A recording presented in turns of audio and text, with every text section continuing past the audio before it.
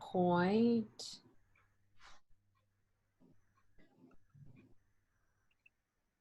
So I'll go ahead with introductions.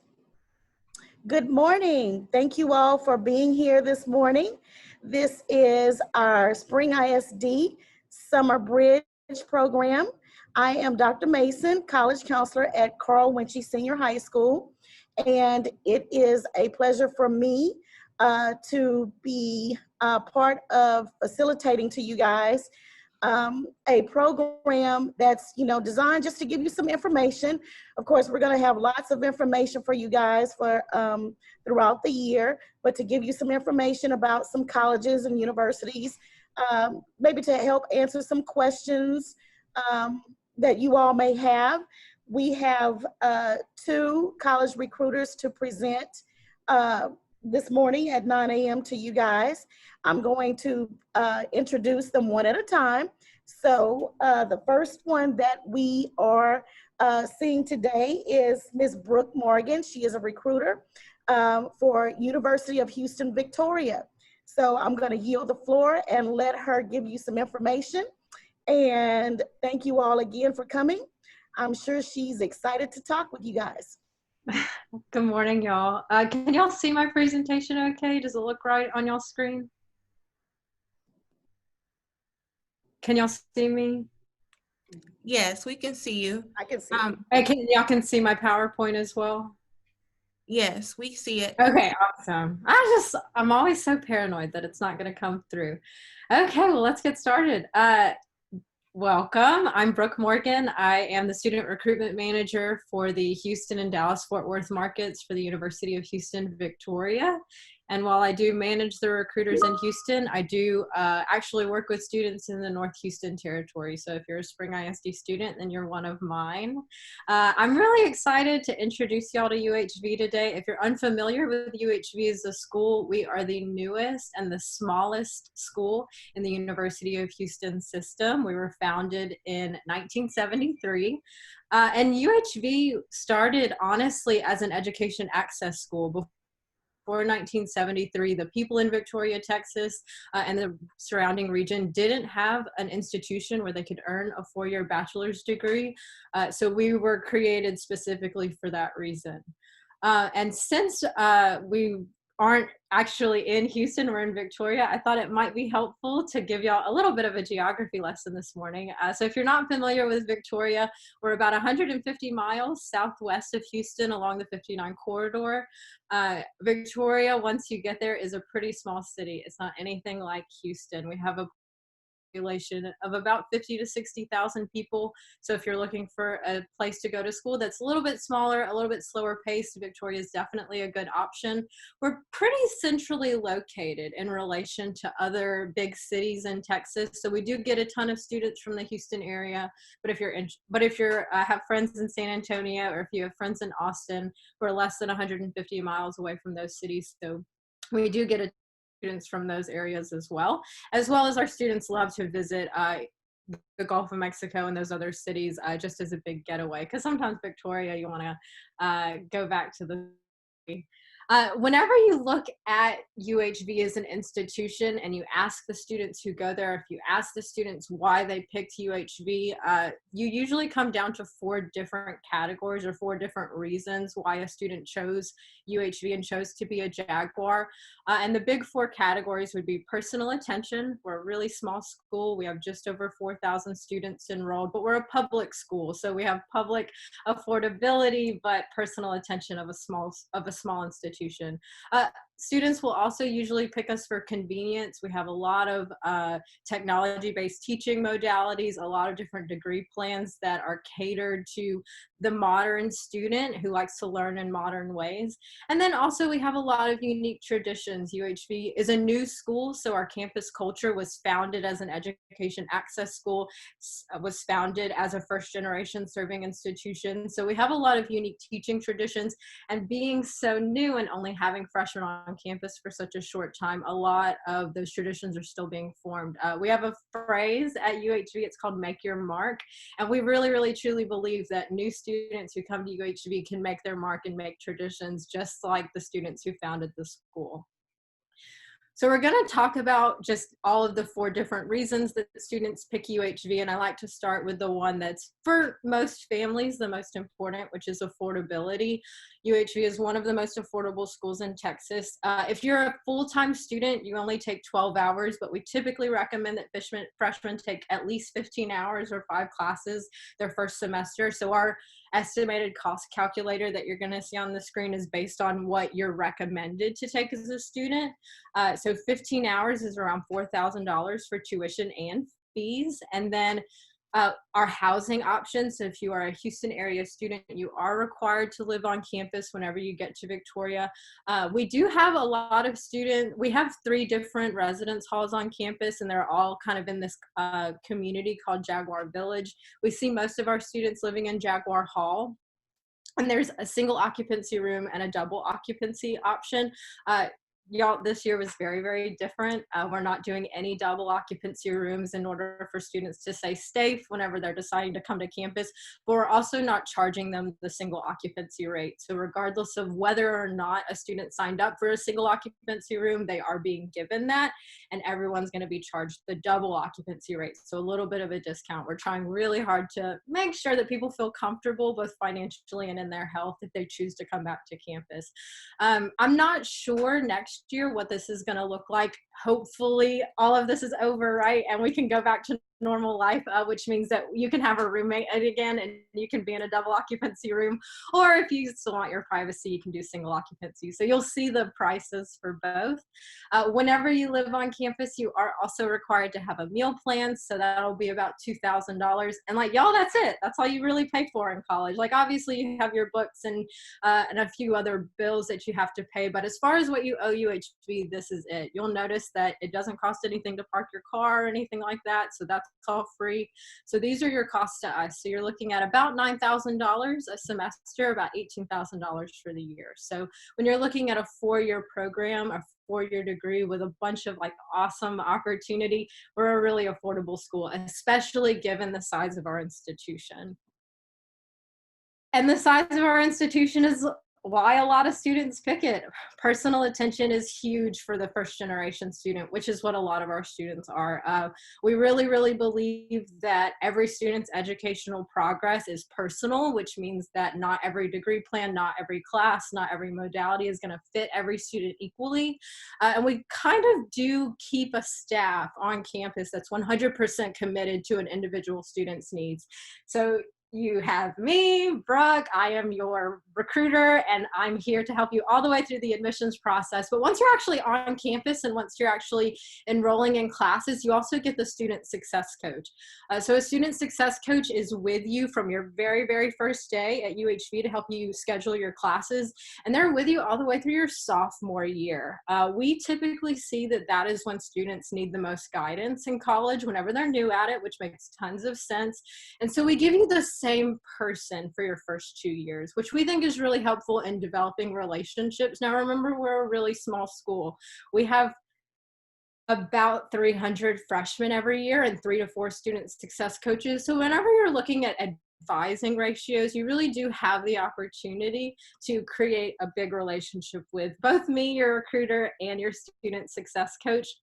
And as far as the lessons and as far as the things that we hope you gain from these relationships, these relationships, your student success coach is not only going to help you schedule your classes, they're going to help you learn the necessary skills that you need to be successful in college. Like, your success coach can see your grades. They can see what classes you're struggling in. They can see where you need help. And they also know what resources are available to you on campus. I think sometimes students, they're in the mix of it and they're doing the whole college thing and they don't realize that maybe they need help. So your student success coach is really there to watch after you. They're also going to encourage you to get involved in campus and in the community. Learning in the classroom is awesome and hanging out in your dorm room is awesome, but really big life lessons, especially in college, come from being involved. So you're going to have a lot of encouragement to do that. And then also the thing that success coaches do, and I hope I get to do for you, we want to help you set attainable goals. Again, every student's educational progress is very, very different. Some people want to be doctors. Some people want to be lawyers. Some people want to get PhDs. Some people want to take over the world. And like, that's a really, really big goal. And so you don't know where to start. I think success coaches and recruiters do a really good job of just meeting students where they are, breaking goals down into weekly goals, into semesterly goals, into academic year goals, so that you're just not so intimidated by all the awesome things that you want to do. So the first step in attaining your goals is probably to get a degree. And so we have a ton of different degree options available to you. UHV's academic catalog is broken into 3 different schools. So we're going to start with the most general one, the School of Arts and Sciences, which has the largest number of degree offerings. And it's kind of divided into 3 other categories. So you have arts and humanities, and these are for all of the students who are a little bit creative in spirit. One of the most unique degrees to UHV is the Applied Arts and Sciences degree. We do have a lot of students who transfer to UHV, and a lot of them transfer from community colleges. So if that's the route that you're taking, if that's the route you're considering, you'd be with a lot of like company. But a lot of our students will start off in technical schools, and it's kind of rare to find a university that will accept technical credit. So if that is a path that you're considering, we do have a degree plan that you can get an Applied Arts and Sciences bachelor's after technical school, which is really unique. Other things, if you're a creative person, you want to work in communication or public relations or public administration, we have a really good degree plan for that. Communication design, if you're want to be a social media influencer, if you want to work online, if you want to do digital marketing and branding, communication design's awesome for that. And then some of our more creative degrees like music and history and English and drama, I think sometimes those unique arts are actually really, really nice. You're a little bit less intimidated. You feel a little bit safer in small classrooms. You feel like you can really express yourselves. There's no boundaries whenever you're in a small classroom. So you're encouraged to be weird and creative. If you are more interested in the science, technology, and mathematics side of thing, the other side of the brain, we have a few degree plans as well. I would say that this is where a lot of our students fall, is in the science, technology, and mathematics department. Biology is huge with us. We have really good research opportunities as well as a good pre-med track within biology. And again, because we're so small, you get a lot of personal attention in sciences, which is often what students need. It's usually science and mathematics where a smaller classroom is beneficial. So we do pride ourselves in that. We have a phenomenal digital gaming and computer design program. They're 2 separate programs, but there's a lot of overlap for the first 2 years. So you can talk to your student success coach about which degree plan is probably better for you. But if you've always wanted to be a digital game designer, or if you've always wanted to work with computers, this is a really good opportunity to do that. We also have some student organizations affiliated with it. So robotics and things like that, where you actually get to compete with other schools and do the whole technology thing. Social and behavior sciences, I love degree plans like this because it really does satisfy both the person who's interested in being creative and what makes people interesting, but you also want some clinical, you kind of want some science, like you kind of want people to know that you know what you're talking about. So our social and behavior sciences is all the degree plans that offer that. Moving on to our next school is the School of Business Administration. And these degrees are locked and like they're really tight knit. They have special curriculum. They're pretty rigorous. So we have accounting, finance, marketing, and management as our big ones.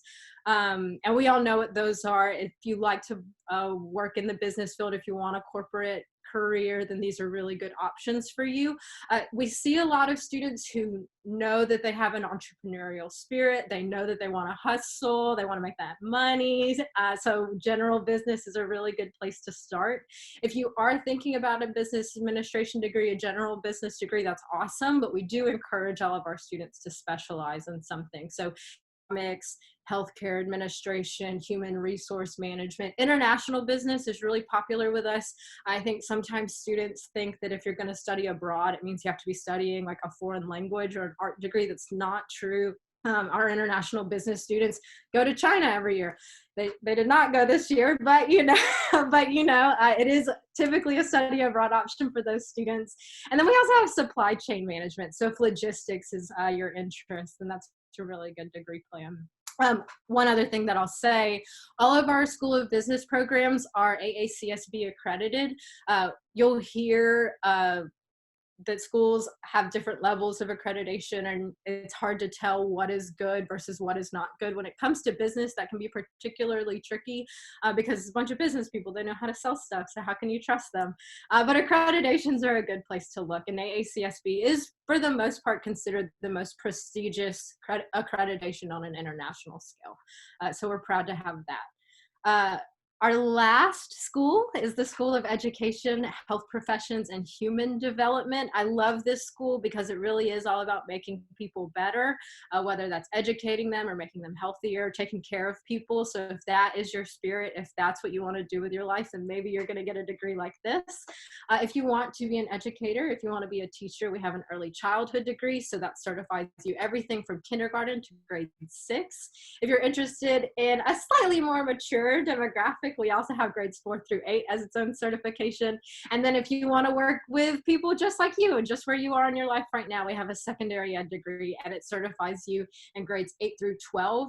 Within secondary ed, we do have a few other like add-ons, I guess that's what I would call them in the teaching world.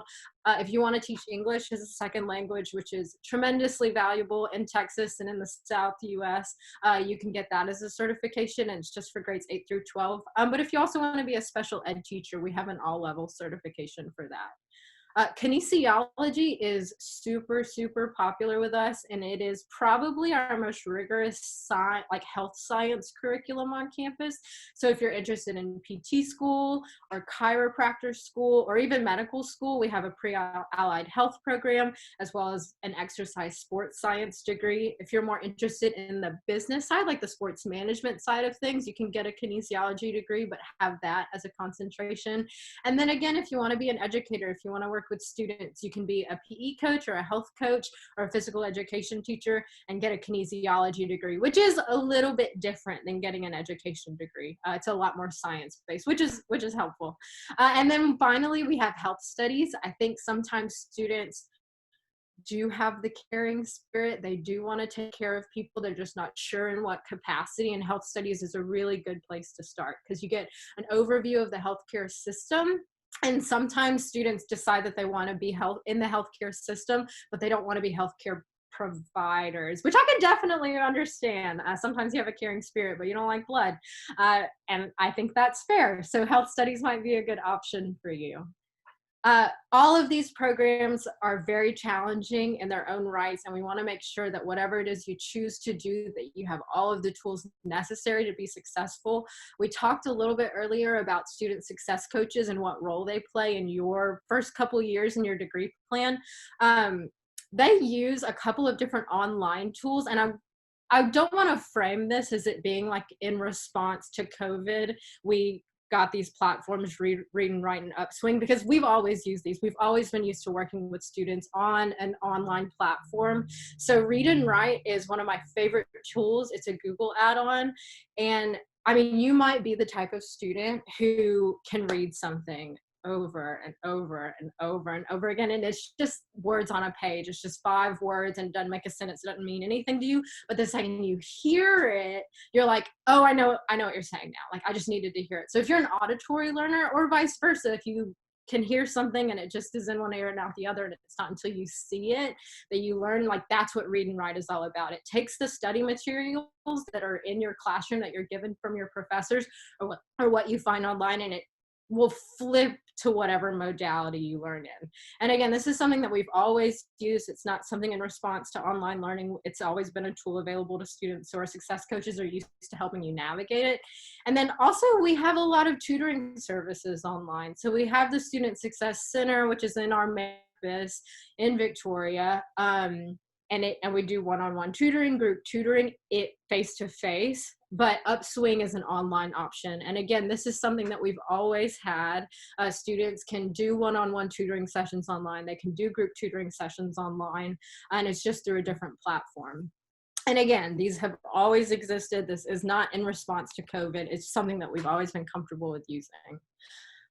So the other reasons a student would pick UHV, I would say convenience is a really big option whenever, and this is true at any university. If you pick UHV, if you pick another institution, your basic needs are going to be met on campus. I just so happen to love the way UHV does it. So we talked about Jaguar Village, which is where all of our students who live on campus, where they choose to stay.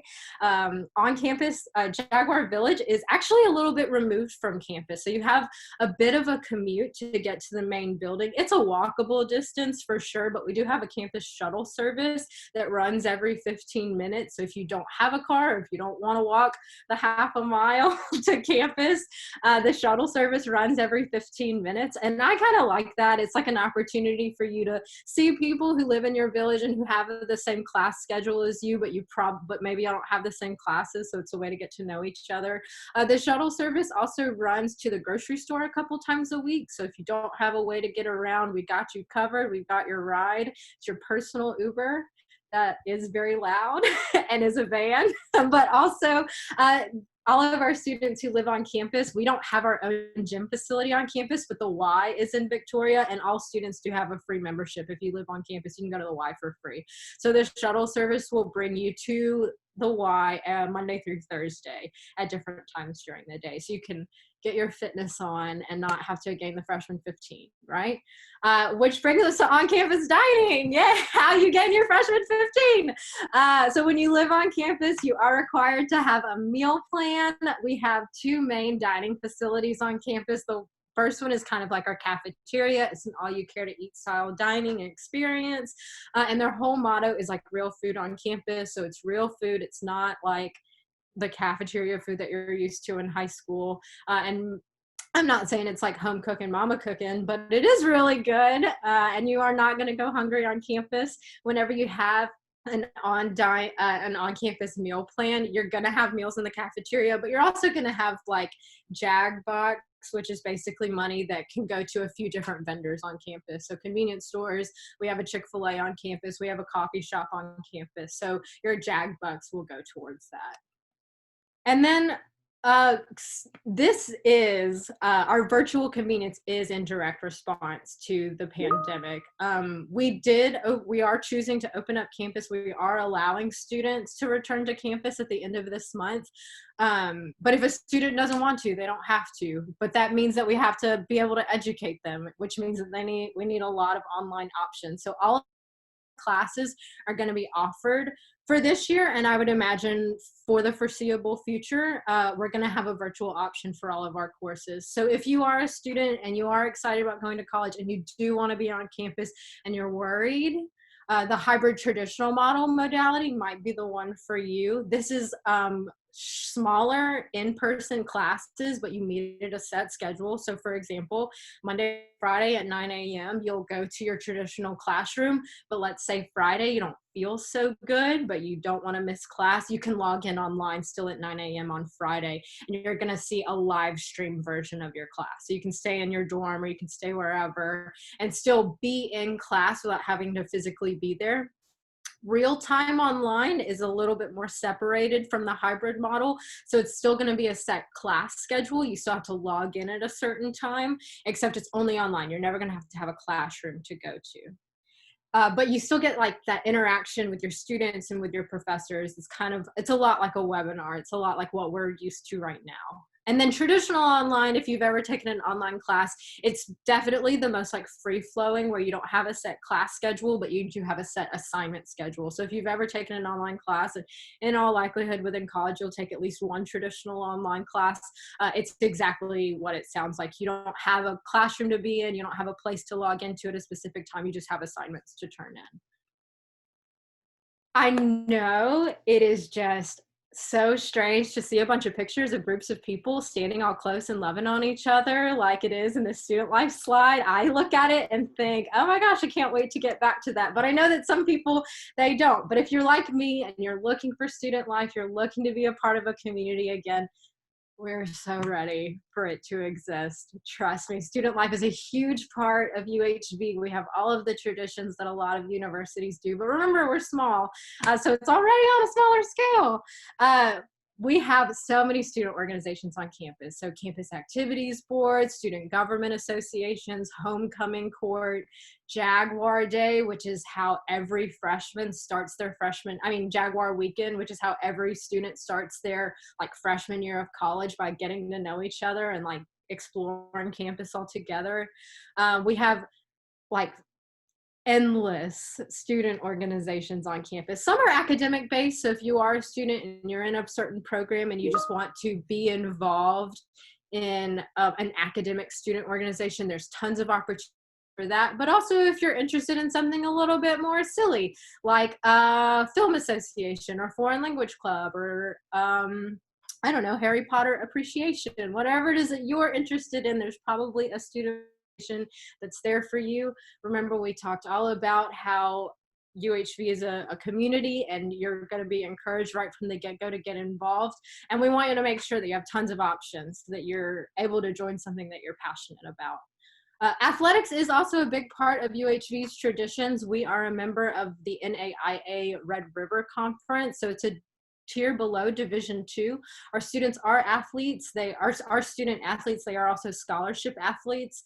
So we do have opportunities for students. Our teams available for men are baseball, soccer, and golf. And then for women's athletics, we have softball, soccer, and golf. Our baseball and soccer games and all softball games are all free to students. We have about a 65-acre like facility sports complex where all of those things are held.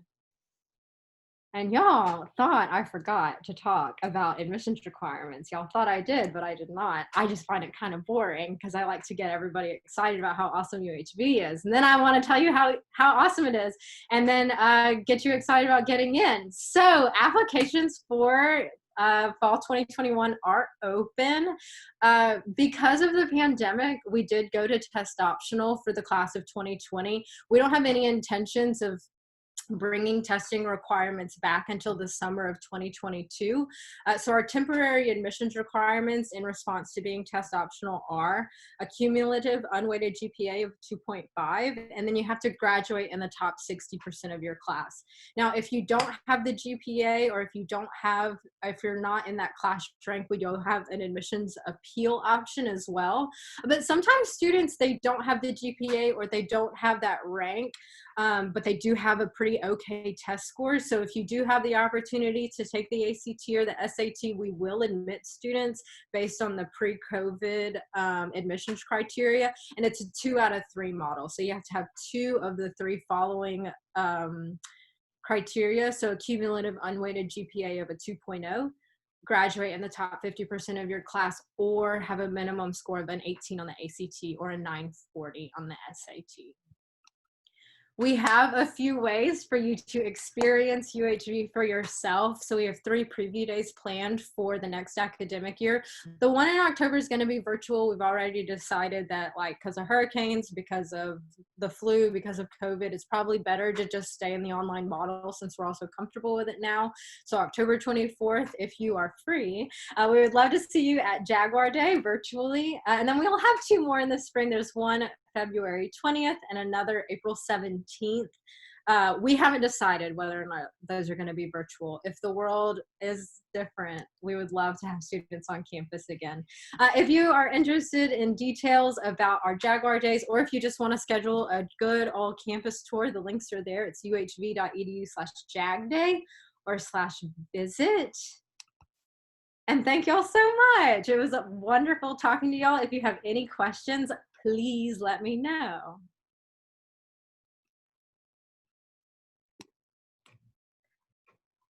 Thank you, Brooke. Students, if you have any questions, you can put your questions in the Q&A, and Brooke can monitor those and answer any questions that you may have before Mr. Watson shows up to do his presentation on A&M.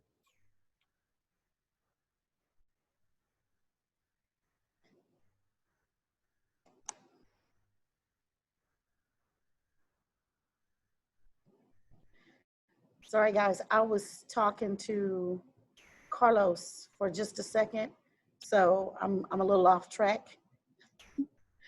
What are we doing now? Are we doing Q&A right now? Are we ready for the next? Q&A, yeah, if students Okay. have any questions. Okay.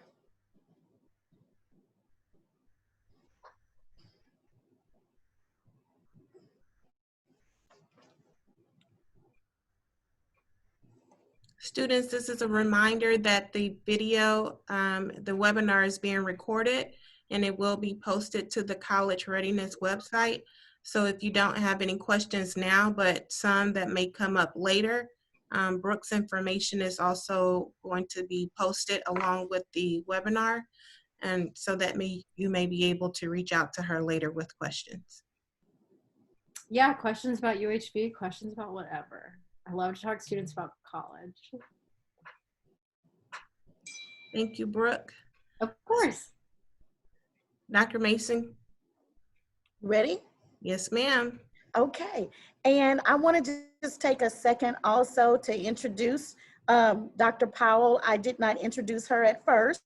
She is our Spring ISD District Guidance and Counselor Director. So, and I want to thank her so much for allowing us this opportunity, for making this opportunity happen.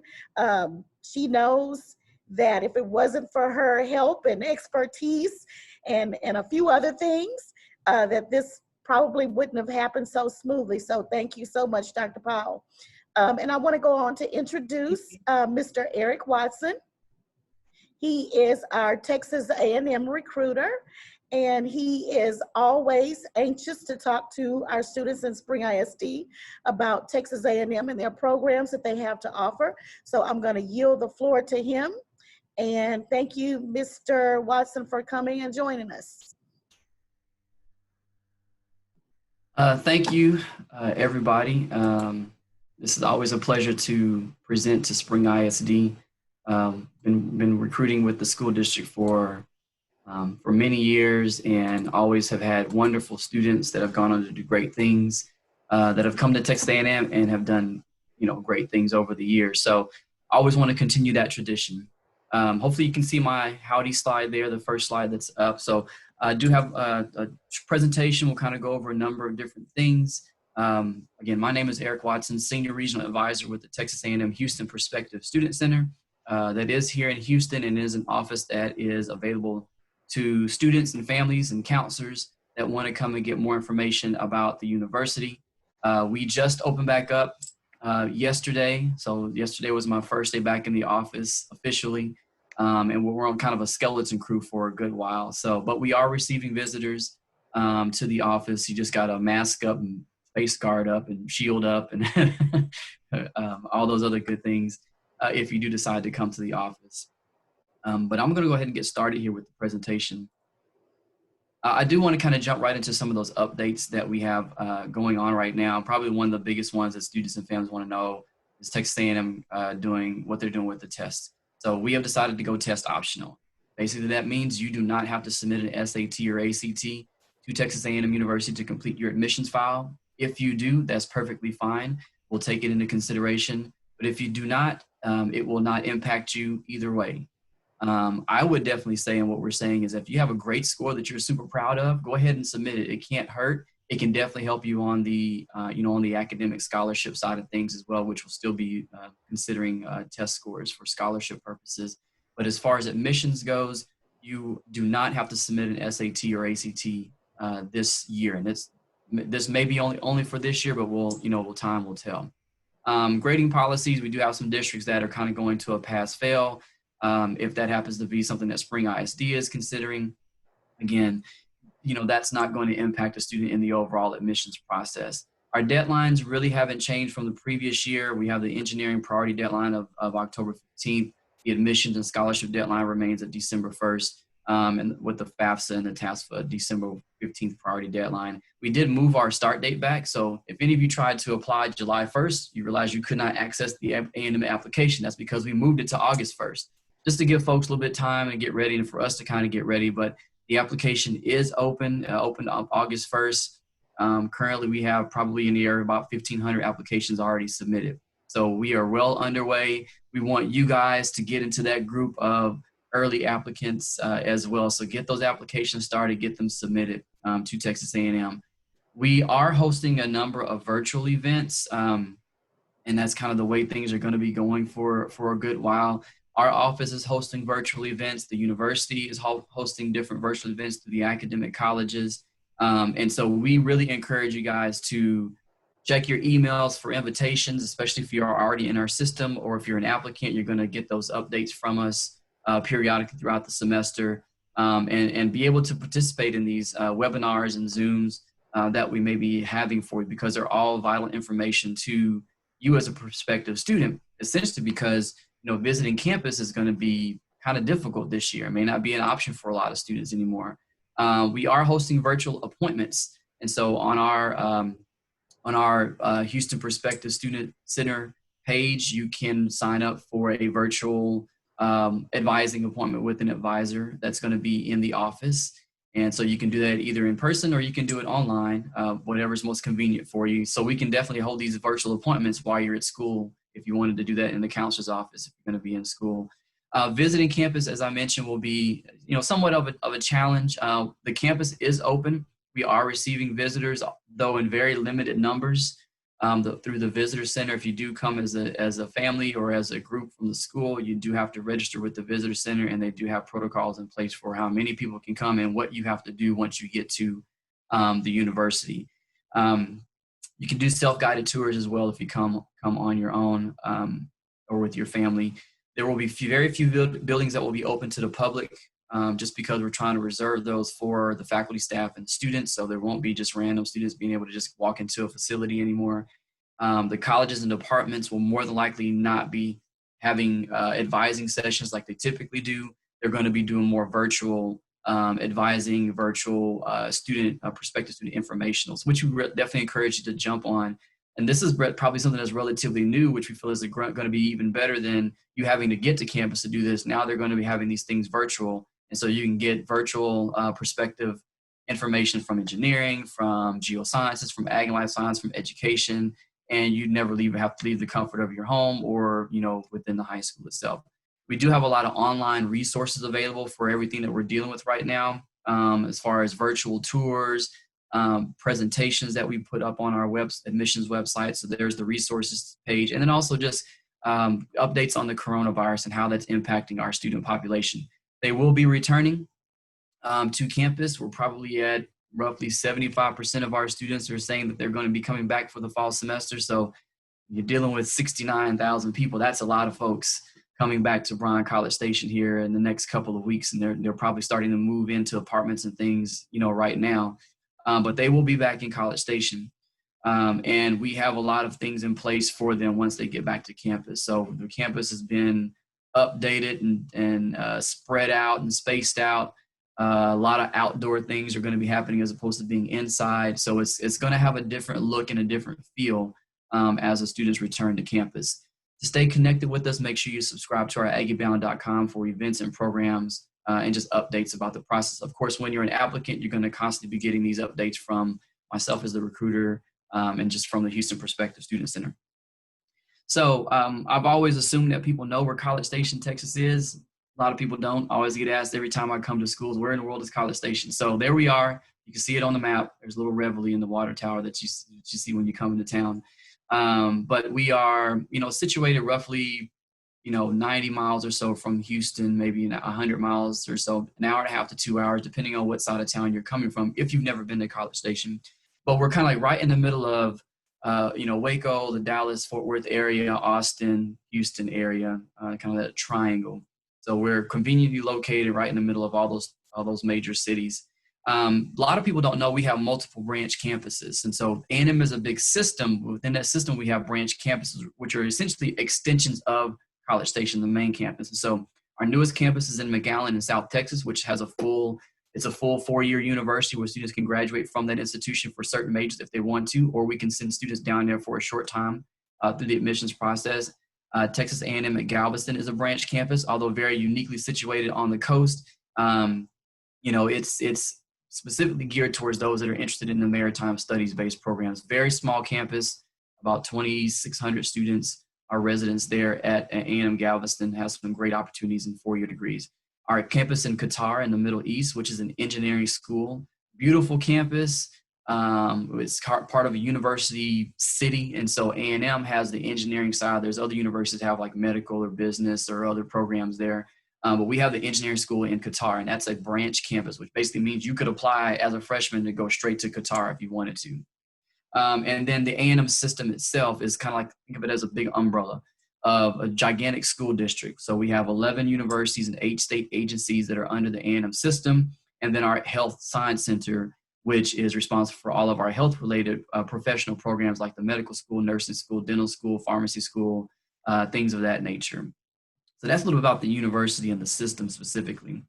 Our main, purpose, and this is summed up really easily in our purpose statement, is to develop leaders of character dedicated to serving the greater good. So we want students to come and be leaders. We want you to go out back into the community and give back to your community. That's something that we hold very, very true and dear. A lot of that has to do with the history of A&M being a service institution, a military school, and service is a big part of our university. Founded in 1876, as just a very small campus with a few students who were military students, about 40 students. We've grown a little bit since then to almost 60 or almost 70,000 students. Very spread out, 5,200 acres. So we can put a building up pretty much anywhere we want to, and we have. But a very, very large campus, one of the largest ones, if not the largest in the United States. You can see our undergraduate population, our first generation student population is very big on campus, and just the number of graduates that we have out there that are walking around with that Fighting Texas Aggie ring on their fingers. They're everywhere, all over the world.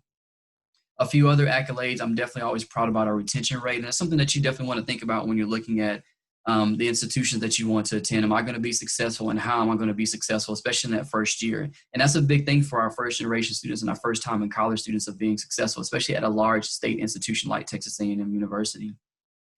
Studying abroad is huge at A&M. We're number one in the country for study abroad. If you've ever wanted to go to another country before, do it while you're in college. It's probably a lot cheaper. And you get to go with a bunch of friends, faculty and staff with A&M. And so before the pandemic hit, we had over 5,400 students in another country somewhere. And that's consistent all year round. And you can get that opportunity as early as your freshman year in some cases. And then research. We are a tier 1 research university. We get a lot of money to do various research. Probably some of the big things happening right now is with COVID-19 and researching masks and researching ventilators. A&M is going to be a destination for when the vaccine is created. We have a facility already in place where the vaccine will be produced, mass produced, and sent out to help individuals fight this terrible virus that's out there right now. So if you're big into research, this is a good place to be for that. We are one of only 17 institutions that hold a land, sea, and space grant institution. So we do a lot of stuff in space as well. A lot of our engineers and geoscience majors are currently on projects with NASA, with some of the recent spacecraft that have gone up into space the last couple of launches, and that will be getting ready for the moon landings again and Mars exploration, things of that nature. 26% of our students participate in undergraduate research. So that's a big deal for our students, and you have that opportunity to do so. And if you need a place to study and you love libraries, well, we've got 5 of them.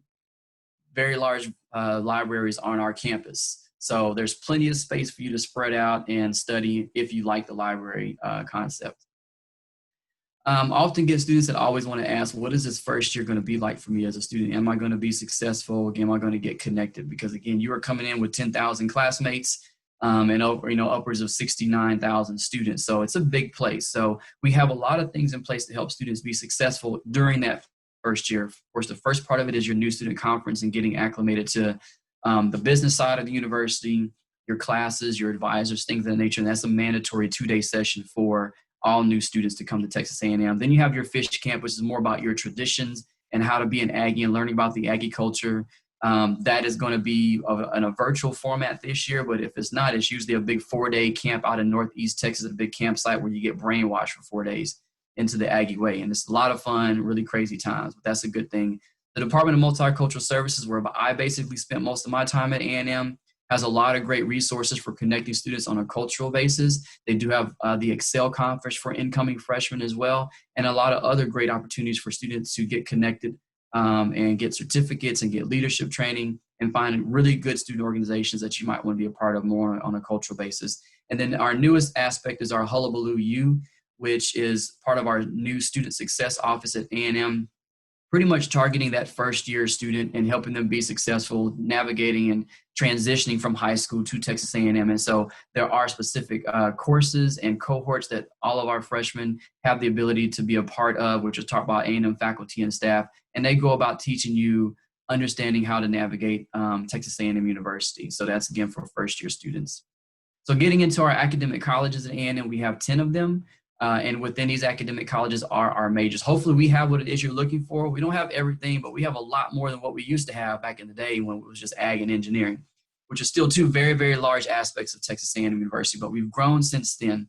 And you can see from this alphabetical list of all the different programs that we have to offer. We're well over 130 plus degrees at A&M. Our professional school advisors will help those students that want to transition to a more professional program. So you're looking at law school, medical school, nursing school, vet school, those type of opportunities like that, based on whatever your major happens to be. So hopefully you spend some time really thinking about your major, what it is you want to do, what you've always thought about what you want to do. And hopefully you're kind of stick with it, because it's getting harder to make those changes in college, and it's getting more expensive to make changes to your major in college, even though I know it's difficult as a 17, 18-year-old to really fully understand what you're supposed to be in life, but really give some thought to those majors and what you're going to put on your application when you apply. Several of our newest majors will be our interdisciplinary studies, our interdisciplinary engineering major. So that means multidiscipline engineering, which is something the industry really wants to see from their engineering graduates these days. So that's an option.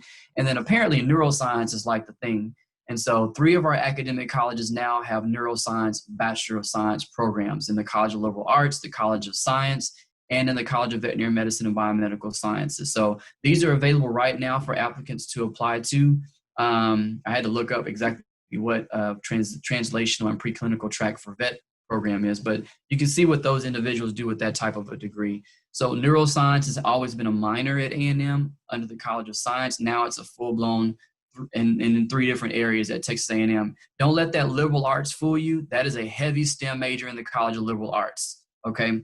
And so they're definitely going to give you a lot of great science behind that particular program. The Aggie Advantage coming out of our professional school of advising, medical school and law school. This is available on the Career Center website, so you can see how we fare with sending students to these professional programs. Again, we have medical school at Texas A&M, where we can get you ready for any program you want to go to. We have law school that's in the Dallas-Fort Worth area, or any law school that you are looking to plan out for as well. And our dental school is Dallas too. The College of Nursing, I always get a lot of students interested in nursing, and they always ask, do you have a nursing program? Yes, we have one. It's been around for a good while now, since 2008.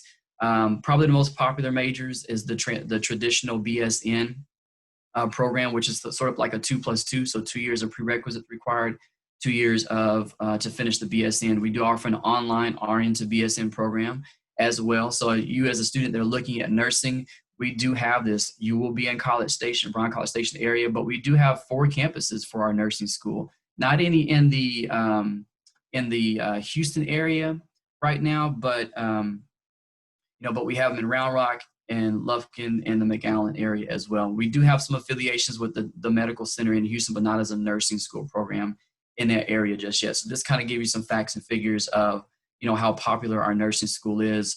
And some of those requirements, that GPA requirement on your pre-nursing coursework in your freshman and sophomore year in college. So just giving you an idea, this is a competitive program. This is where you need to be if you want to consider our nursing school at A&M. So the application requirements. There's about 4 or 5 things that you may want to get in line with. And so, of course, the Apply Texas is open right now. We do accept we are part of the Coalition for College, so some students will use that if you're also going to use the Coalition to apply to out-of-state schools. So one of the other platform to apply to A&M. We do require an essay, an application fee or fee waiver, which you can self-report if you qualify for a fee waiver in the application. So you do not have to submit an actual fee waiver form for that, just check a box. New last year was a self-reported academic record. And I'm sure my counselors had fun with that, but basically you are now primarily self-reporting your transcript to Texas A&M. However, if you are in the top 10%, we still must have the transcript to verify that you are in the top 10% of your class. You just can't tell us. We need to see it on the transcript, that numerical ranking. If you're not in the top 10, all you have to do is the SRAR and manually put all of your transcript information into the SRAR website.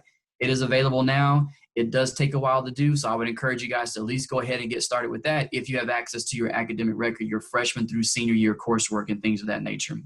Again, we've gone test optional. We don't require the writing samples, but if you do submit them, we'll have those in the file for you, and if you are required to submit any sort of permanent residency documentation. I do want to kind of spend some time with the essays itself. So all of our students are required to write essay topic A out of the application. So this is the essay topic. I would really encourage you to go ahead and write your essay, get a draft down, because what we always find is that the essay will take students the longest to get their application file complete. So spend some time working on the essay, getting your thoughts down, getting it reviewed, and be happy with what you submit. Keep in mind, you're not being interviewed by the admissions office. Okay, everything that you want to tell us is going to be in some form on the application or writing that you put down. So spend some time putting your thoughts together on this essay. It can be very important in the admissions process for review and for scholarship purposes. And I'm happy to read the essays. If you want to send me your essay, you can send it to me via email, and I'll be happy to to review it and give you some feedback on it as well. A new essay that we just put into play this year with everything that's going on, social injustice, all the stuff that's been happening in the world today, things that colleges across this country are having to deal with and experience. We thought it was necessary to get your thought as a student on your thoughts on diversity. And so this is what we call a shoebox question in our application that is required by all applicants to tell us what your thoughts are about diversity on a personal level, and then, what does it mean for the Texas A&M University community. So we're interested in seeing your thoughts on this. It is a part of the application process. We'll be looking at this as well to kind of get some feedback on what students are thinking about it, and how students are coming into the university, and what they plan to do to strengthen the university and make it better than what it has been. And then if you are an engineering major, there's also a shoebox question specifically for the engineering students, because engineering wants to know, hey, do you know anything about engineering and what you're about to get into, and your plans and goals and things of that nature with engineering. So this is a requirement for those that indicate they're applying to an engineering major. You will see this question pop up, and you do have to answer it as well. Your tracking system, when you apply, you're going to get an acknowledgement email that says, here's your A&M ID, here's what you need to do to kind of follow along with the process. It's very important that you look for that email once you submit your application, maybe 24 to 48 hours later. You're going to get that acknowledgement email. If you don't respond to it, we're going to email again, we're going to keep emailing you, or we're going to mail you that acknowledgement letter until you access your applicant information system. So that way you are able to see exactly what's going on with your file. I mentioned the SRAR. This is a separate website from your AIS. So you can go to this website and put in all of your information, and then you're going to link it up with your application once you've submitted it to Texas A&M, and you'll link it through your AIS page. So complete the SRAR, complete your application, submit, and then link it together. How do you get admitted to A&M now? So we have two ways. We used to have three.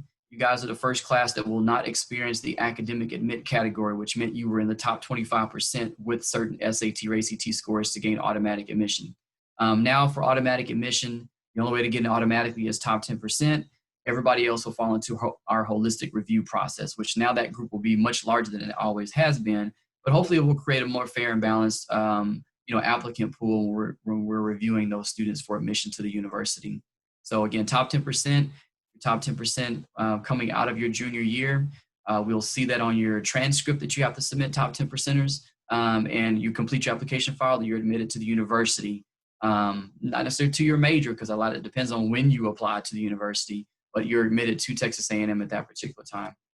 The holistic review process will take a more in-depth look at your overall academic achievements, those non-academic factors like your essay, extracurricular activities, and anything else that you tell us in that system, in that particular way, in those two categories. So we want very, very thorough applications. Give us everything that you can that you think is going to, be beneficial to you as an applicant. Don't leave anything out. Again, because this applicant pool that's in review is extremely large. Okay? The engineering review process, I mentioned the early action deadline is October 15th. If you want to see if you can get your admission decision by the 15th or by the end of December or sometime during that fall semester, It's just a time for when you can get your decision, but it doesn't mean you have to be done with your application if you want to be considered for engineering. If you don't, you can finish your file by December 1st, and then your engineering decision will typically come out in the spring semester. Again, essays are required for those engineering applicants. They have various pathways. You kind of tell engineering is a pretty big thing at A&M. There's multiple decisions that are going to come out of the engineering process. These are all pathways, degrees to Texas A&M University, but you may start out in different places. And so our engineering school, even though they take in close to 5,000 students every year, new freshmen, they don't have enough space for all those that are admitted. And so we are sending them to different places to begin their process for engineering, and then they come back and convene in College Station and finish their actual degrees. So Galveston, McAllen, our engineering academies programs that's in Bryan, and then our program for system admission, where we send you to one of our system schools. These are the engineering academies. So if you want to stay local, stay home, save some money, but still get all the full benefits of being a full admitted student to A&M for engineering, you can definitely do an engineering academy. That application process starts in January of your senior year. And the closest ones that you probably would be most convenient for would be our campus in Brenham, the Blinn campus in Brenham, and then the Houston Community College here in the Houston area. And these are engineering academies where the professors teach the intro engineering courses, but you take your basics through the community college. So you're saving some money and you're staying at home, but you have all the rights and privileges of being a full-time student in College Station. And the advisors for A&M do special things with you that they don't do with other students that are like typically transferring to A&M. Our decision process will start about mid-September. We'll continue doing it on a rolling basis until probably late February or early March. You are constantly tracking your file through your AIS page. Out of that review process, any student that goes in review that's not a top 10% student will be considered for Blinn Team, our PSA with our system universities, a higher education center in McAllen for certain majors if you indicate one of those majors that you're interested in, and then our summer school program, our Aggie Gateway to Success, which is a provisional program for summer school. So these come out of the review process and create additional pathways for students to transition fully to Texas A&M and finish their degrees with the university. And then, of course, our campus in Galveston, our branch campus. We can send students there for engineering if you wanted to, or you can just go there for their cool degree options that they have. Important deadlines. So August 1 was our change date to start the app. FAFSA, engineering deadline, admissions deadline, priority deadline for the FAFSA, TASFA. And then in spring, your confirmation deadlines. If you're going to cancel your housing contracts, if you've applied for housing, and then your enrollment documents and things during the course of the summertime. So I put this up because you're going to get a lot of deadlines coming at you, and it's very, very important that you schedule these deadlines somewhere on your calendar, put them on your bathroom window, somewhere you can see them. Do not let these deadlines creep up on you, because sometimes you just can't do anything about it and you might miss an opportunity. We definitely do not want that to happen to any student. So really pay attention to all of your deadlines, not just with the university, but stuff that you have to do for school too. Going into financial aid, our cost of attendance right now is floating around $30,000 for the year, give or take, depending on your major, your housing options, things of that nature. Your tuition and fees is a flat fixed rate set on 15 credit hours. That's basically like 5 classes per semester. And then your tuition. So you're trying to cover the cost for this. And what I always typically say is that the financial side of it is probably going to be the most aggressive you're going to have to be in this whole admissions process. For admission, for a lot of students, admission is going to be easy. The money side of it is where you're going to really have to work and really understand what's going to be expected of you in order for you to get all the funding that you feel like you're entitled to, and what you have to do as a student.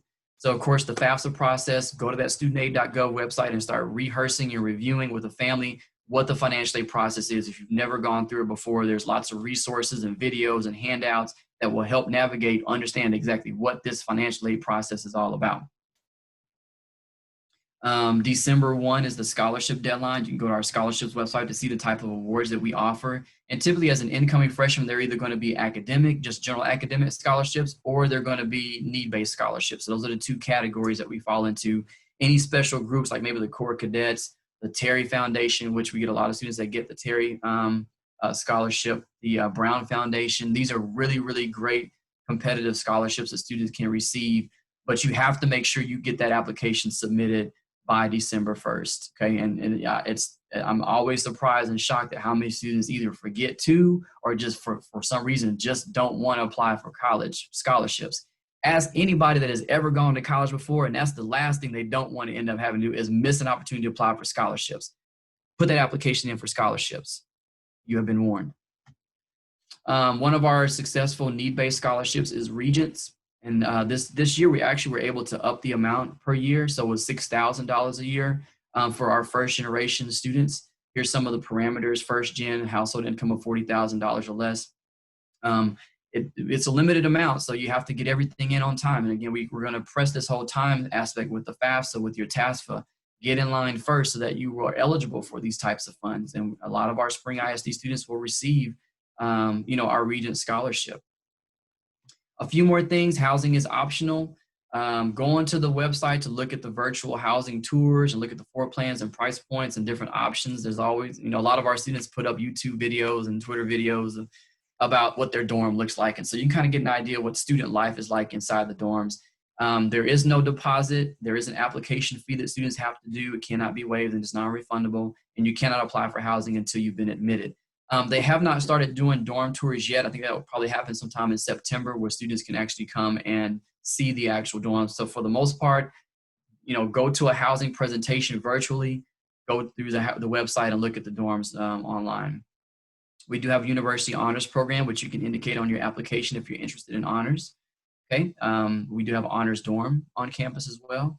And some of the other cool benefits is that you get to register for classes before anybody else does as an honor student, as well as being a student worker on campus. Is something to know. Your classes may not all be honors, but you'll have a certain amount of classes to get that designation. Each academic program on campus has honors affiliated programs too. And it's just a great thing for when recruiters for jobs come to campus. They want to see those honor students. You can get in as a freshman, or you can get in after you've completed, your first academic year, 3.5 GPA. Then you can be invited to join the honors program at A&M. Student organizations are huge at A&M. It's what we consider the other education. Find something to do. A&M is too big to just stay in your dorms and not get involved. You want to be that student that's out getting, not just the academic side of it, but also getting those other intangible experiences that you can't get in the classroom. And so that's where those student organizations come from. 1,100 plus organizations on campus for all different types of things you can possibly think of. If it's not there, we always say create your own organizations. You can do that. So the organizations kind of come and go, but there are those that have been around for years, for decades, that are huge at A&M. And we want you to get involved, get that leadership experience, learn how to work in teams, have meetings, have budgets, host conferences and things like that. But find something that you're very interested in. It's not uncommon for students to be involved in 2 or 3 organizations. Maybe that one of those is like really, really big for you, that you want to be a part of. One of those big ones is our core cadets. We do always have to mention this because it's a very big group on campus. We do receive a lot of students every year. Whether you're in ROTC at your high school or not, you can still be a part of the core cadets at A&M. We consider them the keepers of the spirit at the university. They do have scholarships. They do have guaranteed housing. So if we ever run out of campus housing, hey, I'm going to send you to the core. They have plenty of beds for you. You can definitely do that. And they do have high school-based programs that are probably going to be more virtual now until things get kind of squared away. So our office here in Houston, we work with the high schools, work with the counselors to come and visit you guys. We're doing a lot of virtual sessions like these now, or freshman presentations, financial aid presentations. We'll be doing those. And we'll try to mix in some fun stuff as well on a virtual basis if we're not really able to see you guys face to face. Again, you can set those virtual appointments with us. And then, of course, we can also do the in-person appointments too. But that's the services of the Houston Perspective Student Center, where our staff is located. We welcome you guys to reach out to us. QR code, if you want to take a snapshot of that, or just go to the aggiebound.com website to subscribe to A&M. That way you're in our system and we kind of start communicating with you guys. And that's all I have for you. Thank you guys so much for allowing me to visit with you today. And I'm sure we'll have many more visits and virtual visits here in the coming weeks and months of your senior year of high school. So happy to take any questions from you at this time. Eric, there is one question in the chat. The question is from Gina. Oh. Was the diversity question only for engineering engineering students? No, the diversity question is for all applicants. So every student is going to see this question in the application when they apply to Texas A&M University. It's not just for engineering students. Now that engineering question is specific for just the engineering applicants. So if you're not an engineering major, you won't see that application or that question come up. So essay topic A and the diversity question are two questions or essay topics that are required for all applicants to Texas A&M University. What is the required GPA for applicants? So we do not look at GPA, we look at class rank. So your GPA really doesn't have any bearing on it. Of course, we take these things into consideration, but A&M is a school that looks at class rank over GPA, or what quartile ranking you might be in if you're attending a non-ranking institution.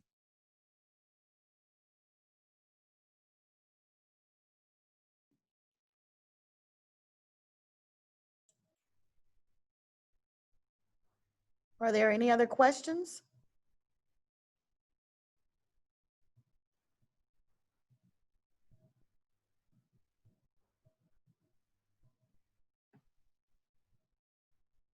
Well, all SAT scores required for all university scholarships. So when you apply, you're submitting one scholarship to Texas A&M, one scholarship application. That will get you set up for any sort of scholarships through the university. And of course, those that require an SAT score, then of course those scores will be looked at for those scholarships. There are some that do not look at, like the Regent Scholarship. Is not, because it's a need-based scholarship, it does not look at anything but need specifically. So it doesn't look at test scores or anything like that. So we do have those types of scholarships. So there will be those that may require, based on how the scholarship is set up, it has to look at test scores. And then there'll be others that aren't, will not look at test scores at all.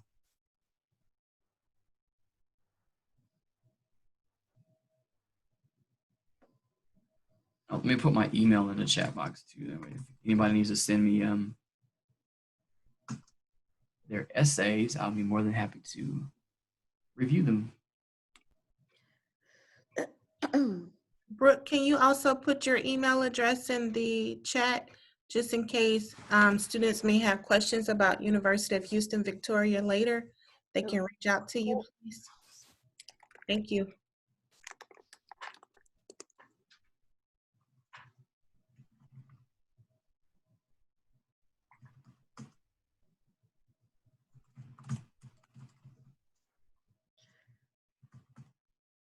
Okay. You guys, the presentation is being recorded, so it will be made available on the College and Career Readiness website under Summer Bridge program. So if you guys want to review anything, you can always, once that gets up, check back periodically to see if it's up. You can go out there and certainly look at it. And of course, they put their email addresses up there for you guys to, if you have any questions or anything like that. And we'll be doing things like this throughout the year. So we will certainly make resources available for you guys to get your questions answered. I want to take the time to thank Mr. Watson and Ms. Morgan from both University of Houston Victoria and Texas A&M. And certainly Dr. Powell for making this presentation happen. Thank you all. And students, we can't wait to visit with you guys and see you all during the year. And thank you all for participating in this Summer Bridge program as well. So with that said, are we wrapping up? Yes, we are. Thank you, Eric and Brooke. Look forward to seeing you guys a little later on this year. Thank you, Dr. Mason, for facilitating. Thank you very much. Students, Guys, have a good day. Thank y'all so much for hosting. Yes, of course. You guys have a good day as well. You too. Bye-bye.